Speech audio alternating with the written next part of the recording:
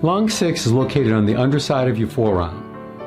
To locate lung 6, find the spot that is just on the outside of your elbow. Then move your finger towards your body till it meets the tendon, like this. Here's the outside of the elbow, moving towards the body, and we meet a tendon right over here. Now find the point that is the width of one hand below that, right here. And now find the point that is the width of one thumb below that, right over here.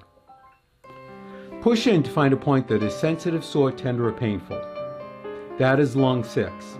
Activate this point by rubbing the area quickly 5 times, take a break for a count of 5, and repeat 4 more times.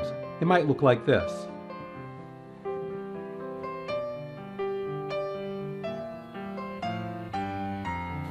Or if you have an acupressure instrument called a Shin, it might look like this.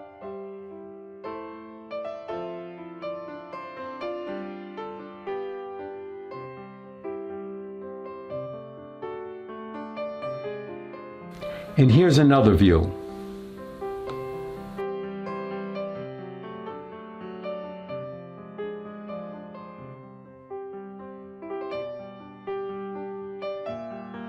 Now find and activate lung 6 on your other arm.